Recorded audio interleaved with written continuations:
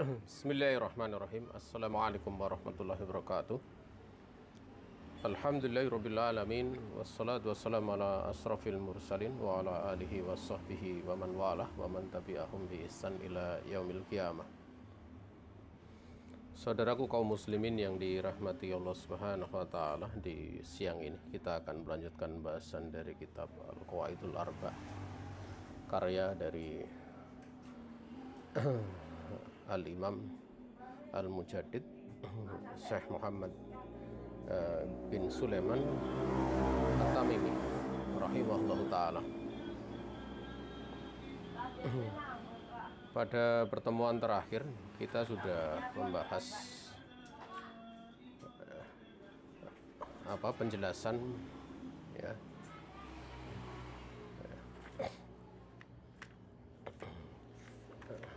dari pembukaan kitab ini ataupun kutab ini ya. Dan kita menginjak sekarang penjelasan lanjutannya dari lafaz beliau ya, yaitu di mana beliau berdoa ya, as'alullahal azim rabbal arsyil azim an yatawallaka fid dunya wal akhirah wa an yaj'alaka mubarakan aina ma kunta wa an yaj'alaka mimman idza utiya syakar wa idza tuliya sabar wa idza atnaba istaghfar fa inna haula'i lisalat hiya unwanu sa'adah ya.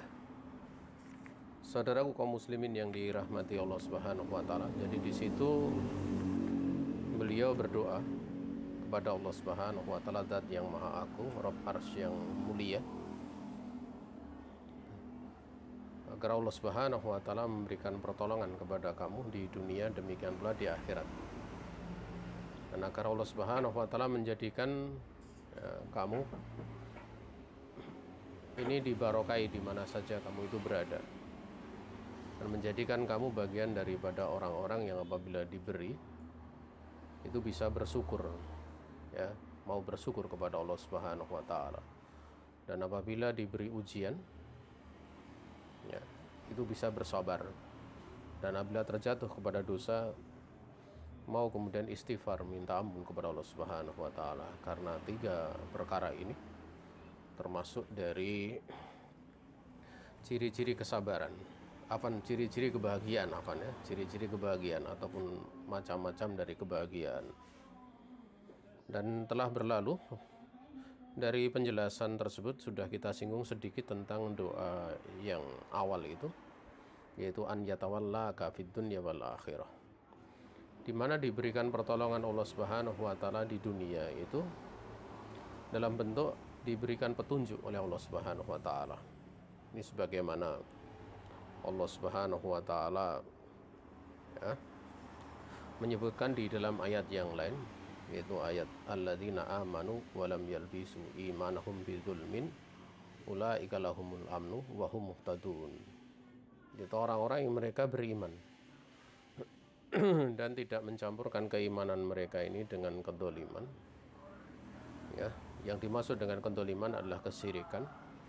Mereka itu adalah orang-orang yang akan mendapatkan keamanan, yaitu keamanan di akhirat, dan mereka di dunia itu akan diberi petunjuk oleh Allah Subhanahu wa taala ya. Ini sedikit tambahan karena di dalam syarah dari Syekh Shalih Al Fauzan itu sudah kita bahas pada pertemuan yang lalu. Ini sedikit tambahan saja ya, dimana manakala Allah Subhanahu wa taala memberikan pertolongan kepada kamu dengan memberikan penjagaan, perhatian, taufiknya, Allah Subhanahu wa taala akan memberikan hidayah di dunia, demikian pula di akhirat ya. Dan kalau sudah seperti itu, niscaya engkau akan berbahagia dengan kebahagiaan yang tidak ada kesengsaraan setelahnya selama-lamanya.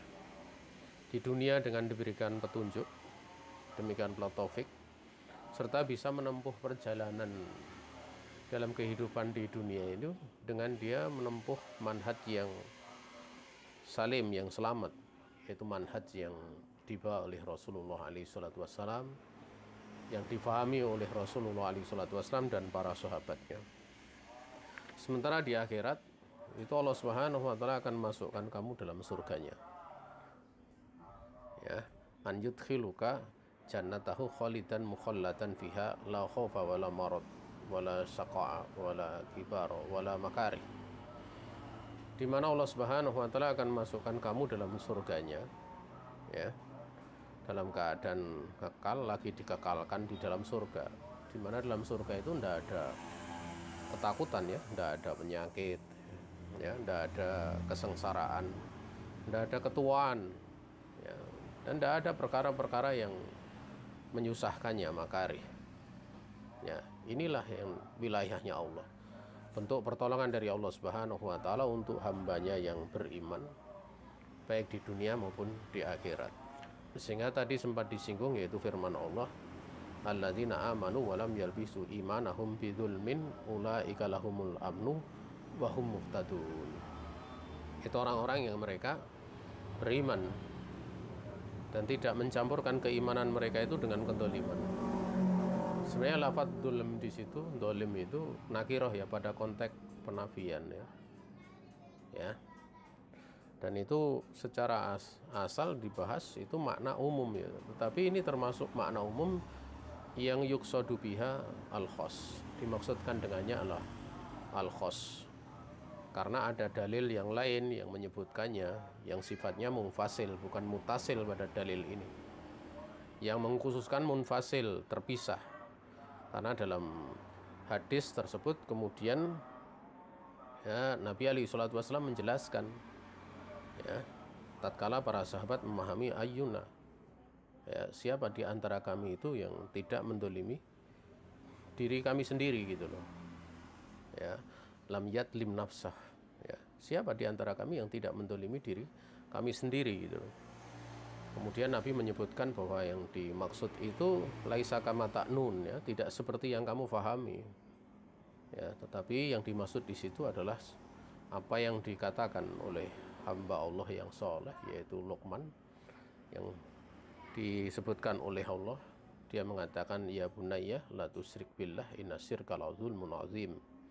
Wahai anakku, jangan kamu mensyirikkan Allah, dikarenakan perbuatan syirik itu dia benar-benar dosa yang sangat besar. Jadi ini konteksnya kalau kita lihat, ya, secara siaknya itu siak umum, tetapi yang dimaksudkan dengannya itu adalah khusus, karena ada dalil yang mukhasis, yang mengkhususkannya. Walaupun dalil tersebut sifatnya bukan mutasil tapi munfasil, ya, dengan dalil yang lain yang telah diterangkan oleh Rasulullah alaihi salatu wassalam. Nah, maka di situ dijamin oleh Allah mereka akan mendapatkan keamanan. Keamanan itu ada dua macam, yaitu mutlakul amni, ada pula al-amnul mutlak, ya. Dimutlakan aman itu terkadang ada beberapa perkara yang dialami, gitu loh, tetapi akhirnya dia akan masuk surga. Atau yang kedua yaitu al-amnul mutlak, yaitu keamanan yang sempurna, artinya dia memang langsung akan masuk dalam surganya Allah Subhanahu wa taala. Namun di antara kedua macam itu yang jelas mereka mendapatkan keamanan, yaitu di akhirat, dan di dunia mereka diberi petunjuk oleh Allah Subhanahu wa taala. Maka menjaga amal, ya, menjaga keimanan untuk tidak tercampuri dengan kesyirikan itu perkara yang paling penting. Itulah yang akan menjadikan seorang dia di dunia dijaga oleh Allah, diberikan petunjuk oleh Allah, di akhirat akan diselamatkan dari nerakanya Allah dan dimasukkan di dalam surganya Allah Ta'ala. Kemudian doa yang selanjutnya itu wa an yaj'alaka mubarakan ainama kunta. Mudah-mudahan Allah Subhanahu wa taala menjadikan kamu itu dibarokai dimanapun kamu berada, ya. Dan ini termasuk dari puncak permintaan, ya, puncak pencarian, di mana Allah Subhanahu wa taala dia mendoakan agar Allah menjadikan kepadanya itu barokah. Barokah di dalam umur, ya, barokah dalam rezeki, ya, barokah dalam ilmu, ya. Demikian pula dijadikan barokah itu di dalam amalnya, ya, dan semuanya, ya, yang berkaitan dengannya. Dan kita tahu jamaah yang dirahmati Allah Subhanahu wa taala, Allah Subhanahu wa taala memberikan nikmat kepada kita ini. Terkadang kalau orang itu nggak paham, justru nikmat itu bukan menjadi barokah, tapi justru menjadi sebab seorang dia bermaksiat kepada Allah Subhanahu wa taala. Dan itu banyak terjadi. Orang kaya tapi dia gunakan untuk berbagai macam kemungkaran. Ya, bukan untuk mentaati Allah. Dia gunakan untuk kesombongan, ya. Bukan untuk kemudian dia gunakan untuk mentawadukkan diri di hadapan Allah, untuk menyayangi hamba-hamba Allah, untuk membantu orang-orang yang lemah, tapi justru untuk menyombongkan diri. Ya, itu menunjukkan nggak barokah. Termasuk dari jenis orang-orang yang mubadir ataupun tabdir, orang yang israf, orang-orang yang melakukan perbuatan melampaui batas dengan hartanya, berlebih-lebihan di dalam hartanya. Maka jamaah yang dirahmati Allah Subhanahu wa taala, doa barokah itu kaitannya dengan nikmat itu penting. Ya, itu penting sekali. Makanya para ulama senantiasa membiasakan doa barakallahu fikum. Ya, barakallahu fikum. Itu diantara faedahnya ya agar supaya yang didoakan dibarokai. Dan sisi yang lain juga untuk menutup celah adanya hasad, ya, adanya hasad, karena kadang bisa muncul tabiat jiwa jelek itu, kemudian ada hasad melalui ain gitu. Makanya tatkala kita melihat kenikmatan yang ada pada saudara kita ataupun kenikmatan yang ada pada diri kita, kita bisa mengucapkan, oh kalau kaitannya orang lain kita mendoakan barokah, tapi kalau kaitannya dengan kita bisa mengucapkan masya Allah la quwata illa billah. Itu diantara penjagaan. Dan di antara kenikmatan yang besar untuk kita dianjurkan mendoakan barokah itu pernikahan. Ya, pernikahan. Makanya mempelai didoakan barakallahu laka barokah alaika wa jama'a bainahuma fi khairin. Juga tentang kelahiran seorang putra, seorang anak. Ya. Itu dianjurkan di sebagian pembahasan doa-doa kalau ada orang yang istilahnya mendapatkan keturunan, didoakan dengan barokah kaitannya dengan keturunan tersebut, ya, yaitu barakallahu laka fihi wa ja'alhu baron taqiyya. Itu diantara doa yang riwayat, ya, yang kekuatannya paling kuat, ya. Kalau yang lainnya itu kebanyakan terhenti pada tabi'in seperti Hasan al-Basri dan yang lainnya. Ya, jamaah yang dirahmati Allah Subhanahu wa taala, demikian. Ya, sehingga kehidupannya itu dibarokai. Ya, termasuk kaitannya dengan taklim kita yaitu ilmu. Kalau ilmu itu barokah. Ya. Tentunya amal itu juga menjadi barokah. Kalau ilmu dibarokai, amalnya juga, karena ilmu itu sangat berkait dengan amal. Karena amal soleh itu samaratul ilmi. Dia merupakan buah daripada ilmu. Ya, sehingga di awal pagi itu dianjurkan ba'da sholat subuh itu untuk berdoa. Bahkan sebagian ulama menjelaskan begitu salam, ya, tidak istighfar dulu, tidak kemudian Allahumma antas salam, tapi langsung. Walaupun sebagian ulama berpandangan untuk setelah Allahumma antas salam baru dia berdoa, Allahumma inni as'aluka ilman nafi'an wa rizqan thayyiban wa amalan mutaqabbala. Nah, ini jelas awal kehidupan dari harinya saja sudah diawali dengan doa agar supaya dikaruniai oleh Allah ilmu yang bermanfaat, ya. Kemudian amal yang Allahumma inni as'aluka ilman nafi'an, kemudian rezeki yang baik. Rezeki yang baik itu tentu rezeki yang membantu dia untuk taat kepada Allah. Rezeki yang menjadikan tanggung jawab dia, apa-apa yang menjadi kelaziman tanggung jawabnya yang hukumnya wajib ataupun yang sunat dan yang lain sebagainya menjadi tegak dengannya. Rezeki yang halal, ya. Kemudian minta kepada Allah Subhanahu wa taala untuk amalnya itu amal yang diterima, artinya adalah amal soleh. Ya, naam, ya. Kemudian diterangkan di situ, ya, juga berdoa, dia mendoakan agar supaya engkau menjadi bagian dari orang-orang yang apabila diberikan kenikmatan itu bersyukur, ya. Bukan kemudian kafir terhadap nikmat, ya. Bukan kemudian menyombongkan diri dengan nikmat tersebut, banyak manusia dia justru tatkala diberikan nikmat mereka kafaruha wa angkaruha, mereka kafir terhadap nikmat tersebut, mengingkarinya. Dan justru kalau kita lihat tidak sekedar itu, yaitu sorofuha fi ghairi taatillah, mereka mengalokasikan dari nikmat tersebut yang diberikan oleh Allah pada selain mentaati Allah Subhanahu wa taala. Nah, kalau sudah seperti itu, yaitu kena pada ya, firman Allah Subhanahu wa taala, wala in kafartum inna adzabi lasyadid. Ya. Dan apabila kalian itu ingkar terhadap nikmat Allah Subhanahu wa taala, ya sungguhnya siksa Allah Subhanahu wa taala itu sangat pedih, itu sangat keras. Ya.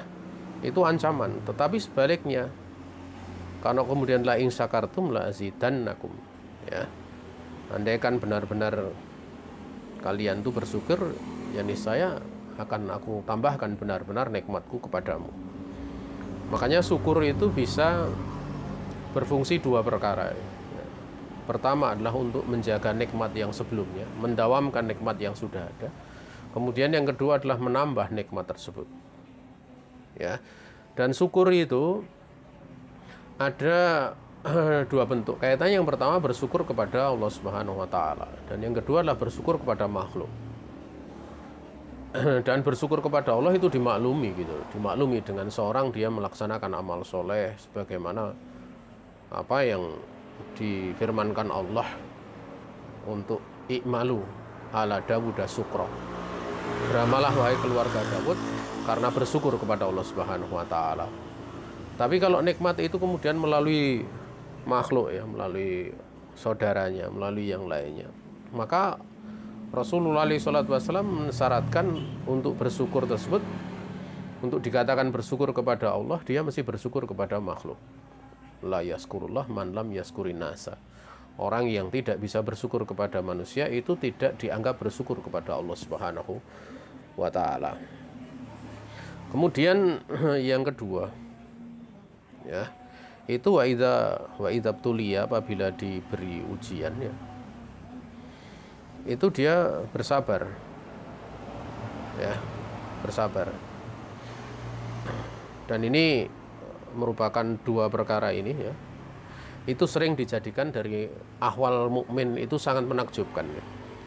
Dalam sebuah hadis yang sahih Rasulullah SAW beliau bersabda, ajaban li amril mu'min, ya, inna amrahu kullahu khairun wa laisa dzaka li ahadin illa lil mu'min in asabatu sarra syakar fakana khairul lah wa in asabathu dharra'u, ya, sabar fakana khairul lah, ya. Rasulullah SAW beliau bersabda sangat menakjubkan, ya, urusan orang yang beriman. Nah, di situ ajaban di situ, ya. Ya. Itu dalam bentuk masdar. Ya, dan itu sebenarnya taukid dari fi'il yang sebelumnya yang semakna dengan itu. Artinya benar-benar menakjubkan. Benar-benar menakjubkan urusan orang yang beriman. Ya. Karena sungguhnya urusannya itu semuanya baik gitu loh. Semuanya itu adalah baik. Dan itu tidaklah berlaku kecuali hanya, tidak berlaku pada seorang pun kecuali hanya untuk orang yang beriman saja. Ya, alasannya apa? Karena kalau kemudian ada sesuatu yang menyenangkan itu mengenainya, atau dia mendapatkan sesuatu yang menyenangkan, dia bersyukur, dan itu kebaikan gitu. Tapi kalau kemudian ada satu perkara yang istilahnya tidak menyenangkan, dorok, ya, maka dia bersabar, dan itu pun kebaikan. Dan manusia itu kan kehidupannya cuma ada dua, terhamparkan dua perkara, perkara yang menyenangkan, perkara yang tidak menyenangkan. Cuma itu saja, tidak ada yang ketiga. Tidak ada yang ketiga, ya. Seperti yang terjadi pada saat ini adanya corona itu, ya, kita sabar. Kita menempuh sebab-sebab yang Allah Subhanahu wa taala jadikan padanya sebab, baik sebab sifatnya syar'i maupun sifatnya kauni. Karena Rasulullah SAW di dalam hadis yang hasan, gitu, beliau itu pernah, ya, ladaqat aqrabun an Nabi alaihi salatu wasallam wa huwa yusolli. Nah, pernah Nabi alaihi salatu wasallam itu beliau sholat, ada seekor kalajengking itu menyengat Nabi ya. Ladagot aqrabun an Nabi alaihi salatu wasallam. Padahal beliau dalam keadaan sholat. Maka tatkala kemudian Rasul alaihi salatu wasallam selesai sholat, maka beliau kemudian melaknat ya, la'anallaha al-aqraba lam tada nabiyan au ghairah. Dalam riwayat yang musollian au ghairah. Ya. Beliau kemudian mengatakan mudah-mudahan Allah melaknat kalajengking ini. Ya. Karena dia tidak meninggalkan untuk tidak menyengat baik nabi maupun selainnya ataupun baik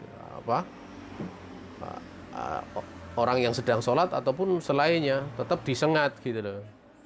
Ya, maka Nabi alaihi salatu wasallam waktu pada bilma wa milh. Kemudian Nabi alaihi salatu wasallam waktu itu minta untuk diambilkan air dan garam. Maka dengan air garam itu beliau mengusap tempat yang kena sengatan tersebut. Beliau mengusap sambil beliau membaca surat Al-Kafirun dan surat Al-Ikhlas. Artinya beliau menggabungkan di situ dua macam sebab ya, sebab tobi'ah ya, tobi'i, sebab kauni, qadari, dan yang kedua adalah sebab yang kaitannya dengan ilahi ataupun syar'i. Beliau membaca surat Al-Kafirun dan surat Al-Ikhlas. Maka jamaah yang dirahmati Allah Subhanahu wa taala itu menunjukkan dalil Nabi menempuh dua macam sebab ya. Maka seperti saat ini ya kita sabar, di samping kita sabar, maka kita juga menempuh sebab-sebab tatkala tidak memakai masker, kemudian menjaga jarak, mencuci tangan, dan yang lain sebagainya. Ya, adapun adanya berita-berita kaitannya dengan peristiwa-peristiwa itu, ya kemudian mau membangun sebuah perkara yang didasarkan pada sebab kauni itu tidak berlaku, kecuali mesti dibuktikan secara kauniyah dulu gitu. Sementara pada saat munculnya virus ini ya kauniyah nampak gitu. Orang berdiri tahu-tahu jatuh, orang seperti pada saat di awal kemunculannya. Ya, jadi kalau ada satu dua peristiwa yaitu seperti yang pernah terjadi ya, itu ada yang belajar pada kami seorang petugas medis ya. Itu dia kena corona dan ternyata keluarganya tidak ada yang kena. Dia sempat bertanya, "Ustadz, bagaimana tentang keadaan ini?" Ya itu ihtimalnya banyak, kemungkinannya banyak. Boleh jadi dia bersin pas di depan kompor, kemudian virusnya mati dan yang lain sebagainya adalah hal yang dimaklumi gitu. Untuk kemudian dari peristiwa itu dijadikan sebagai sebuah kesimpulan ya, kesimpulan kalau itu tidak, apa yang ada saat ini itu tidak berlaku, itu butuh untuk diteliti dengan penelitian yang baru karena ilmu yang berkaitan dengan kauniyah seperti itu adalah bitajribah, itu dengan dipraktek, dengan pengalaman ya. Ya, tidak bisa hanya dengan dugaan-dugaan gitu loh. Ya, wallahu taala alam. Berbeda kalau ilmu agama. Kalau ilmu agama itu harus dibuktikan dengan dalil Quran dan Sunnah. Kalau kauniyah enggak. Kalau kauniyah itu sesuai dengan kauniyahnya Allah Subhanahu wa taala dan itu maklum gitu. Maklum. Makanya tatkala madu itu bisa menyembuhkan ya, menyembuhkan segala penyakit ya. Kan bisa menyembuhkan dia sebagai penyembuh. Tapi untuk diteliti dosisnya itu perlu diteliti. Makanya seorang sahabat yang dia mengeluhkan saudaranya sakit perutnya sampai datang kepada Nabi ketiga kali, Nabi masih mengatakan aski bi asalin, beri minum madu. Sampai pada yang keempat baru Nabi mengatakan shadaqallah. Ya, maha benar Allah. Dan perut saudara kamu itu yang dusta. Nabi katakan dalam riwayat Al-Muslim itu justru perut saudara kamu yang dusta. Kadzaba batnu akhik. Perut saudara kamu itu yang dusta. Nah, ini pada praktek yang keempat itu baru sembuh gitu loh. Berarti kan di sini menunjukkan bahwa pengobatan itu perlu diteliti dari sisi sisi dosisnya, sisi untuk berlakunya sampai kemudian diberikan kesembuhan oleh Allah Subhanahu wa taala. Nama yang jelas adalah dia bersabar. Dan di masa seperti ini selain kita bisa beramal dengan amalan soleh sebagaimana Nabi dalam riwayat Al-Imam Bukhari beliau mengatakan istaidu min jahdil bala wa daraqis saqa wa su'il qada wa samatatil a'da. Nabi alaihi salatu wasallam beliau bersabda, mintalah kalian perlindungan kepada Allah Subhanahu wa taala dari bala yang keras. Bala yang keras itu ujian yang benar-benar menyiksa jiwa. dan juga jalan-jalan atau sebab-sebab kecelakaan, menjadi orang celaka, dan juga ketentuan yang jelek. Ketentuan yang jelek itu maksudnya dari si makdurnya, yang ditakdirkan pada dia itu hal yang jelek. Dari si perbuatan Allah semua baik, walaupun yang ditakdirkan ada yang jelek. Dan juga minta perlindungan dari sama tatil ada, bergembiranya musuh itu dengan kesusahan yang dialami oleh kita, musibah ataupun aib yang dialami oleh kaum muslimin dan yang lain sebagainya. Maka jamaah yang dirahmati Allah Subhanahu wa taala mesti seperti ini. Ya, doa. Kemudian bahwa kecintaan Allah Subhanahu wa taala tatkala kemudian berikan ujian kepada sebuah kaum, itu merupakan tanda kalau Allah mencintai kaum tersebut. Sehingga di dalam hadis yang keluarkan Imam Tirmidzi dan yang lainnya, ya, atau dalam Imam Tirmidzi dan Imam Ahmad, ya, itu Nabi alaihi salatu wasallam beliau bersabda, innallaha idza ahabba qauman ibtalahum faman radiya falahu ridha wa man sakhita fa alaihi sakhat. Ya, sungguhnya Allah Ta'ala kalau dia cinta kepada sebuah kaum, niscaya dia akan menguji mereka. Maka barang siapa yang dia ridho terhadap ujian Allah, maka baginya keridhaan Allah. Namun barang siapa yang dia keluh kesah, maka baginya kemurkaan Allah Subhanahu wa Ta'ala. Jadi ujian itu adalah merupakan bentuk kecintaan Allah Subhanahu wa Ta'ala, merupakan tanda Allah Subhanahu wa Ta'ala mencintai hambanya, ya, karena ima untuk menghapus dosanya, wa ima untuk mengangkat derajatnya. Berbeda dengan orang kafir. Orang kafir itu sebenarnya secara asal, ya, tidak dapat hak di dunia ini kecuali harus diadab. Di dunia pun sebenarnya harusnya dapat ini malapetaka yang banyak. Tetapi Allah Subhanahu wa Ta'ala dengan hikmahnya menjadikan mereka itu kadang jauh daripada bala gitu loh. Kenapa? Karena mereka itu ada kebaikan, tapi kebaikannya selain agama gitu loh, selain tauhid gitu loh. Kadang mereka sedekah, mereka ini, dan itu dibalas oleh Allah di dunia. Dibalas di dunia sehingga mereka nampak kehidupannya itu bagus. Padahal itu adalah bentuk istijrat dari Allah Subhanahu wa Ta'ala.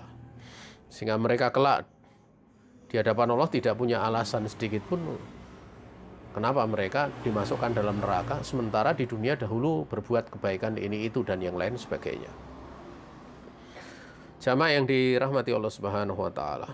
Sehingga kalau kita lihat orang yang paling dicintai oleh Allah, ujiannya juga paling dahsyat. Makanya diterangkan a'dhamuna sibalaan al-anbiya sumal amsal fal amsal.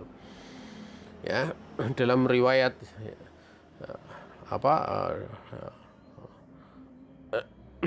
At-Tirmidzi, Ibnu Majah, demikian pula Ahmad dan Al-Hakim, itu diterangkan bahwa Nabi alaihi salatu wasallam menyebutkan sebesar-besar ujian yang dialami oleh manusia atau orang yang paling terbesarnya ujiannya itu adalah para nabi. Baru kemudian orang semisal nabi dan yang semisal setelahnya. Dan ingat ya, ujian yang terbesar itu tidaklah menafikan kebahagiaan, ya. Tidak menafikan kebahagiaan. Seolah-olah kalau ujiannya besar nggak bahagia gitu loh. Nggak. Kalau kita bisa melihat apa yang disebutkan oleh Rasulullah SAW, lisoimi farhatani. Pada orang yang puasa itu ada dua macam kebahagiaan. Yang pertama adalah farhatun inda liqa'i rabbih wa farhatun inda fitrihi atau iftarihi. Maknanya iftar gitu. Yang pertama itu kebahagiaan pada saat dia bertemu dengan Allah. Dengan dia akan mendapatkan sawabul jalil, pahala yang sangat berlimpah. Yang berlimpah, yang sangat jazil, ya, sangat banyak. Bukan jazil, ya, sangat banyak. Itu di saat dia bertemu dengan Allah, karena Allah Subhanahu wa Ta'ala menyebutkan bahwa puasa itu adalah untukku dan aku yang akan membalasnya, wa ana ajazibih. Ya, ini yang pertama. Yang kedua, orang yang puasa itu kan mengalami kesusahan, ya, kalau kita lihat, tidak makan, tidak minum, kan demikian gitu. Tapi sifatnya sementara gitu loh. Dan pada saat berbuka dia mengalami kebahagiaan. Walaupun fitrihi di situ dimaknakan kepada Idul Fitri gitu loh. Ada yang membahas Idul Fitri, tapi sebenarnya fitri dimaksud setiap kali berbuka dia akan berbahagia. Makanya kalau kita lihat orang yang berbuka itu dia makan apa saja enak. Kenapa? Karena dia lapar. Makanya lauk yang paling nikmat itu kelaparan. Lauk yang paling nikmat itu lapar. Sehingga nikmat Allah Subhanahu wa taala yang bagi orang lain jumlahnya enggak dianggap banyak atau enggak dianggap sebagai bukan nikmat yang besar, padahal itu nikmat besar, itu akan menjadi nikmat yang luar biasa. Termasuk pula adalah yang menjadi sebab seorang bahagia itu memuji nikmat Allah. Makanya Nabi SAW memuji kalau lauk yang paling enak, yang terbaik itu adalah cuka. Padahal ada lauk yang lebih baik daripada itu. Tapi Nabi SAW menyebutkan di saat beliau tidak dapati kecuali itu. Itu akan menambah nikmat. Makanya memuji makan itu akan menambah kenikmatan dari makanan tersebut. Karena memuji makanan termasuk memuji dari Allah Subhanahu wa taala. Sebagaimana mencela nikmat Allah itu bagian daripada menyakiti Allah. Di dalam hadis yang sahih, Nabi SAW mengatakan yu'dini ibnu Adam yasubud dahro wa ana dahru uqallibul laila wan naharo. Nabi SAW bersabda, Nabi SAW beliau bersabda, Allah Subhanahu wa taala berfirman. Ya. Ini dalam hadis qudsi ya. Anak Adam itu menyakiti aku. Mereka yasubud dahro. Mereka mencela waktu. Padahal aku adalah sang pengatur waktu. Akulah yang membolak-balikkan malam dan siang. Ya. Ini menunjukkan bahwa mencela waktu itu nikmat. Maka mencela waktu termasuk perbuatan menyakiti Allah. Mencela nikmat Allah termasuk perbuatan yang menyakiti dari zat yang memberikan nikmat tersebut, yaitu Allah Subhanahu wa taala. Maka sekali lagi balik ya, kalau ada bahwa orang yang diuji dengan ujian yang besar itu bukan berarti tidak bahagia. Karena ujian itu tidak menafikan kebahagiaan. Makanya siapa orang paling berbahagia di dunia? Rasulullah Muhammad alaihi salatu wasallam. Walaupun beliau diuji dengan ujian yang sangat dahsyat. Tetapi siapa orang yang paling celaka? Itulah orang yang paling kufur walaupun dia berlimpah dengan berbagai macam kenikmatan. Ya, yang diberikan oleh Allah Subhanahu wa taala, yang dia kufur dengan nikmat tersebut. Maka jamaah yang dirahmati Allah Subhanahu wa taala telah diuji para rasul, diuji kemudian para siddiqun ya, kemudian diuji para syuhada, diuji hamba-hamba Allah Subhanahu wa taala dari kalangan orang yang beriman. Dan mereka ini benar-benar bersabar. Lakinnahum sabaru, namun mereka ini bersabar. Adapun orang-orang munafik itu keadaannya sebaliknya. Mereka ini fa'in asabahu khairun itma'anna bih. Ya. Kalau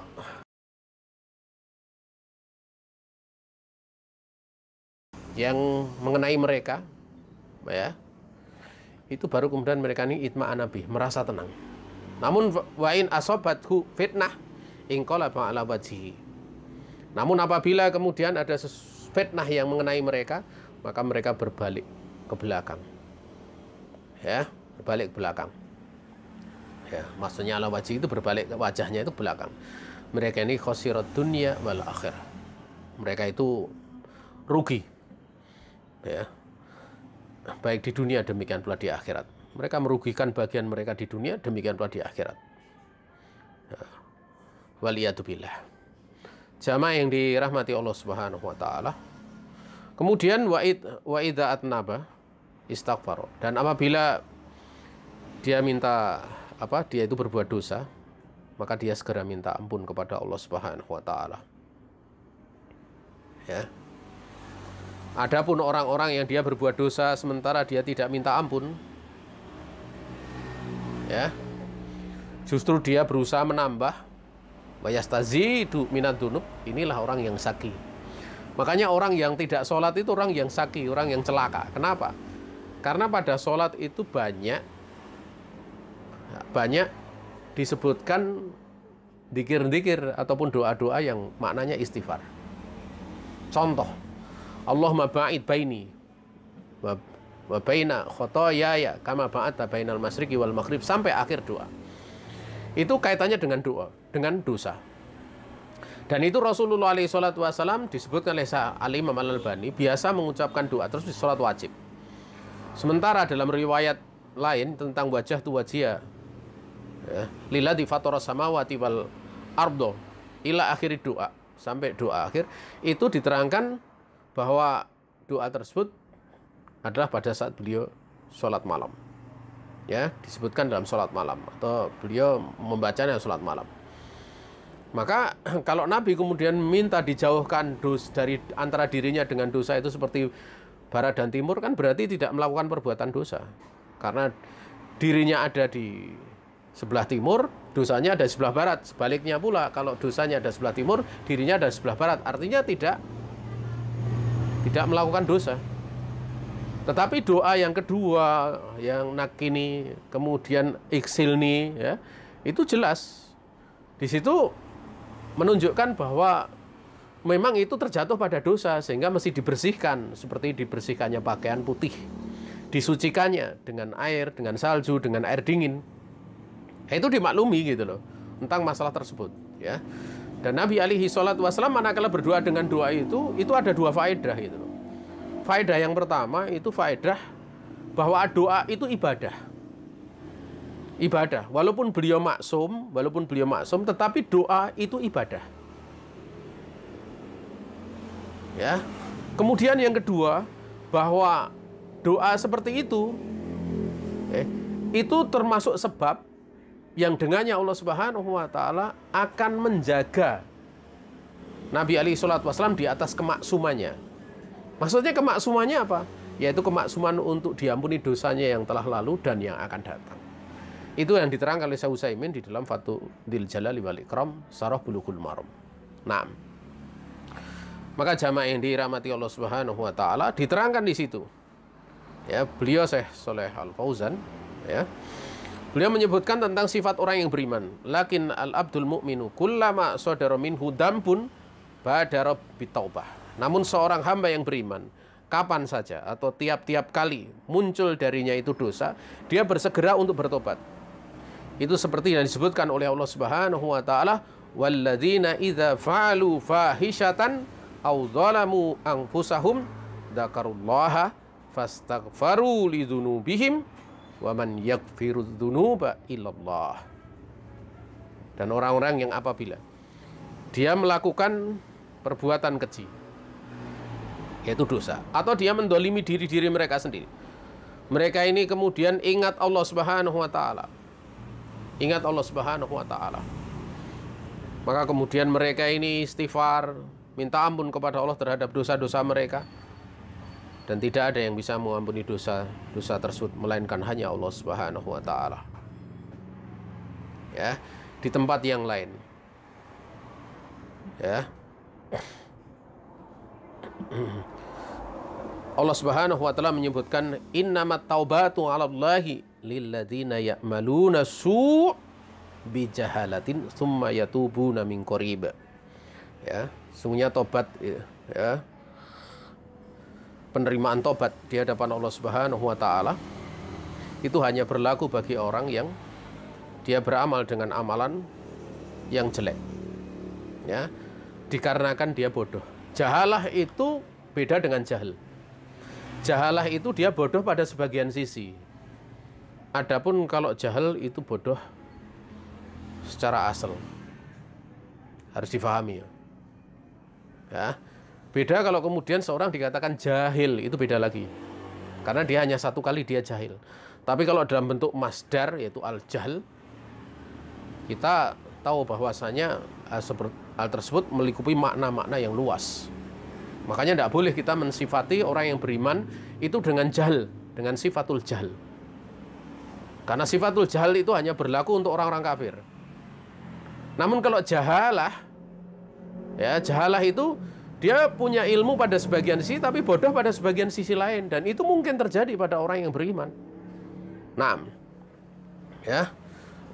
Kemudian dia bertobat segera, dengan segera. Ya. Yang dimaksud dengan qorib di situ adalah sebelum matinya. Ya, artinya sebelum mati itu masuk pada kategori itu. Makanya kita tidak pernah merasa putus asa tatkala ada orang bermaksiat kemudian kita berharap supaya dia bertobat kepada Allah Subhanahu wa taala.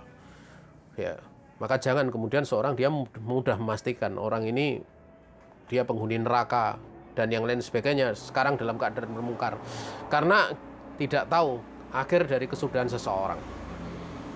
Kita hanya bisa mengatakan orang seperti ini diancam dengan neraka. Ada orang yang beramal kebaikan itu adalah kita berharap dia selamat dan masuk dalam surganya Allah Ta'ala. Tapi siapa yang bisa menjamin istiqomah? Dan siapa yang kemudian bisa mengetahui bahwa orang yang berbuat dosa itu kemudian pasti dia akan mati dalam keadaan seperti itu? Selagi kita masih ada di dunia ini, belum sampai kemudian kita mati, itu yang ada hanya harap dan cemas. Bahkan Rasulullah SAW beliau menyebutkan tentang tempat yang tertinggi di surga. Beliau mengatakan, saya berharap, ya, tatkala beliau menyebutkan bahwa tempat itu nanti akan ditempati salah satu hamba di antara hamba Allah Subhanahu wa taala, dan saya berharap hamba tersebut adalah saya. Artinya Nabi SAW berharap gitu loh, sebagai satu bentuk adab terhadap Allah Subhanahu wa taala, dan itu awal dari orang-orang yang sudah dijamin surga. Orang-orang yang sudah dijamin surga seperti 10 sahabat, bahkan Rasulullah SAW sendiri, itu tetap menjaga adabnya kepada Allah. Karena hak untuk memasukkan dalam surga, kemudian menyelamatkan dari neraka, itu adalah urusan Allah Subhanahu wa taala. Adapun hamba itu hanya diberi karunia oleh Allah Subhanahu wa taala. Maka merupakan bentuk kesombongan kalau ada orang yang dia sudah memastikan dirinya, atau bahkan dia bisa menjamin, nanti kamu akan saya ajak masuk surga dan yang lain sebagainya. Ini perbuatan mungkar seperti ini. Ya. Karena seorang dia tidak tahu apa yang akan terjadi kelak pada hari kiamat. Urusan seorang dia menunggu hisab saja sudah dasar. Nas'alullah salam. Saudaraku kaum muslimin yang dirahmati Allah Subhanahu wa taala. Kemudian beliau mengatakan, "I'lam arsyadakallahu li ta'atih."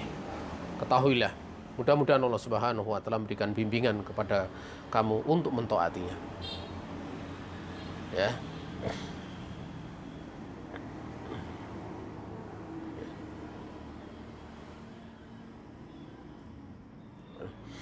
Itu beliau berdoa kaitannya dengan diberikan bimbingan untuk mentaati. Jika manusia itu dia terbagi menjadi 3 bagian ya. Ya, yang pertama adalah Rasyid, ya, orang yang mendapatkan petunjuk, ya, atau orang yang lurus, ya. Rasyid yang dimaksud adalah marsud ya, walaupun di situ di atas wayan fa'il maksudnya maf'ul. Itu adalah indahu al-ilmu. Ya, dia punya ilmu dan dia mengamalkan ilmunya. Itulah orang-orang yang rasyid. Ya. Orang-orang yang rasyid. Kemudian yang kedua itu adalah orang yang al-ghawi. Orang yang melampaui batas. Itu adalah dia punya ilmu namun walam ya'mal bihi. Dia tidak mengamalkan ilmu tersebut. Dan inilah orang-orang Yahudi. Dan yang setipe dengannya. Dan yang ketiga adalah ad-dhalun. Artinya ad-dhalun di sini orang-orang yang sesat itu dia tidak punya ilmu, namun dia sering semangat beramal. Makanya kenapa Khawarij itu, orang-orang Khawarij itu diterangkan oleh Nabi sifat-sifat dari ibadahnya luar biasa, puasanya luar biasa, sholatnya luar biasa, baca Al-Qur'annya itu juga luar biasa. Namun tidak pernah melampaui tenggorokan-tenggorokan mereka. Di tempat yang lain, pada waktu Ibnu Mas'ud radhiyallahu ta'ala anhu melihat sekelompok orang di masjid berzikir dengan cara dipimpin 100 kali, 100 kali, itu kan amalan-amalan yang biasanya orang-orangnya sangat menekankan masalah akhlak. Karena biasanya dilakukan di Thariqah, akhlak. Tapi kenapa kemudian di perang Nahrawan dia ikut dengan orang-orang Khawarij? Ya. Di sini kalau kita lihat ya, dari sholat, kemudian puasa, baca Al-Quran, ini kan siar-siar orang soleh. Siar orang soleh.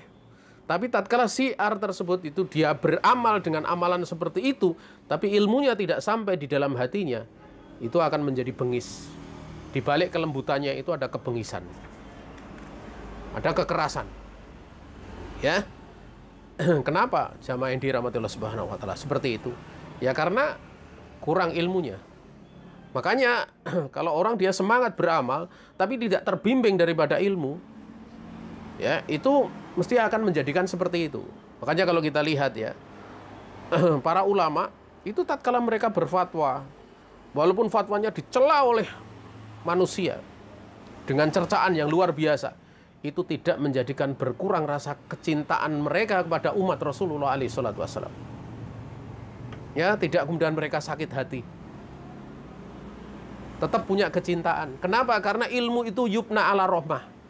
Karena ilmu itu dibangun di atas sifat merahmati, menyayangi. Makanya Nabi SAW diutus oleh Allah itu merahmati, rahmatan lil alamin. Ya, maka penting seorang dia untuk belajar. Saya kasih contoh satu saja tentang masalah ilmu bahasa Arab misalnya. Di dalam ilmu bahasa Arab itu kadang ada satu jumlah atau satu kalam itu bisa di-i'rab banyak gitu. Contoh misalnya la haula wala quwata illa billah. Itu i'rabnya ada sekitar 11 sampai 12. Dengan berbagai macam bacaan. Itu kalau orang sudah terbiasa berpikir seperti itu, oh bisa jadi begini, bisa jadi begini, orang akan hati-hati. Akan ta'ani, akan pelan-pelan, dia akan tasabut, dia memastikan dulu. Tapi kalau orang tergesa-gesa, itu bertele-tele. Akhirnya dia segera memutuskan ini begini-begini, tidak perlu belajar seperti itu. Akhirnya apa? Dia menyepelekan ilmu, apa yang terjadi? Sifat kesabaran tidak ada padanya. Makanya tatkala Nabi Khidir alaihissalam, beliau diikuti oleh Nabi Musa, waktu sudah mengatakan, wa kaifa tasbiru ala ma lam tuhit bihi khubra. Bagaimana kamu bisa sabar terhadap perkara yang kamu belum punya pengetahuan yang cukup tentangnya? Artinya, seorang dia tidak punya ilmu itu mesti akan menjatuhkan kepada sebuah kesalahan. Makanya jamaah yang dirahmati Allah Subhanahu wa taala, seorang dia semangat untuk beramal, ya, namun tidak punya ilmu, ya, itu yang terjadi adalah nabrak sana demikian pula nabrak sini. Saudara kaum muslimin yang dirahmati Allah Subhanahu wa taala, ini sudah 47 menit ya. Sehingga kita cukupkan pembahasan sampai di sini saja. Ya, besok kalau sudah masuk 1, 2, 3, 4 kita percepat ya, dan pembahasan ini juga sedikit dipercepat ya. Kita lompati banyak yang dilompati, kemudian ditambahkan sedikit ya dari pembahasan-pembahasan yang lainnya. Namun yang jelas ya, barang siapa yang dia punya 3 perkara ini, diberi dia bersyukur, kemudian diuji dia bersabar, kalau dia berbuat dosa segera istighfar, minta ampun kepada Allah Subhanahu wa taala. Ini ciri-ciri orang yang bahagia. Ya, ciri-ciri orang yang bahagia. Ini saja yang bisa saya sampaikan. Ada salah datang dari pribadi diri saya dan dari syaitan, saya istighfar kepada Allah Subhanahu wa taala. Kalau ada benar semata-mata keluasan rahmat Allah Subhanahu wa taala yang diberikan kepada kita. Subhanaka Allahumma wa bihamdika asyhadu an la ilaha illa anta astaghfiruka wa atubu ilaik. Wassalamualaikum warahmatullahi wabarakatuh.